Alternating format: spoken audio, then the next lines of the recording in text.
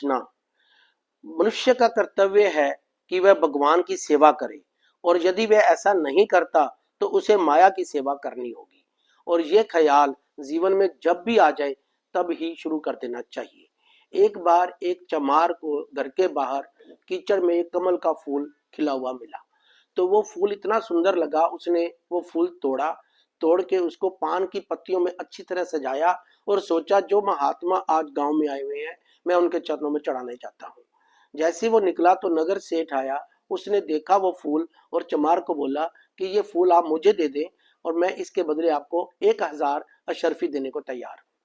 तो वो सोच ही रहा था, इतने में राजा का रथ आके उसके पास रुका और उन्होंने भी फूल देखा और उन्होंने कहा कि मैं इसके बदले तुमको 1,00,000 अशर्फी दूंगा, क्योंकि ये मैं चाहता हूँ कि ये फूल मैं जाके अपने महात्मा के चरणों में चढ़ाऊं।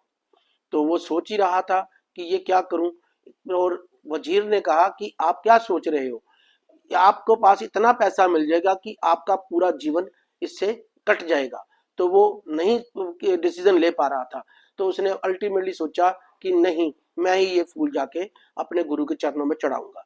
जैसे ही वो वहां पर गया तो उसने उस गुरु ने कहा कि ये देखो, इसने अपनी सारी दौलत इस फूल के सामने ठुकरा दी है और ये सब कुछ छोड़ के हमारे पास लेके आया है।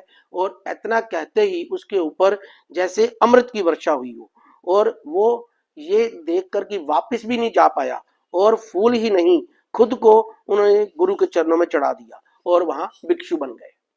और इसी प्रकार भगवान श्री कृष्ण ने गीता के 12वें अध्याय के 6ठे श्लोक में बताया भी है, जो अपने सारे कर्तव्यों को मुझ में अर्पित करके तथा अविचलित भाव से मेरी भक्ति करते हुए मेरी पूजा करते हैं तथा अपने चित्तों को मुझ पर स्थिर करके निरंतर मेरा ध्यान करते हैं, उनके लिए हे पार्थ मैं जन्म मृत्यु के सागर से शीघ्र उद्धार करने वाला हूँ।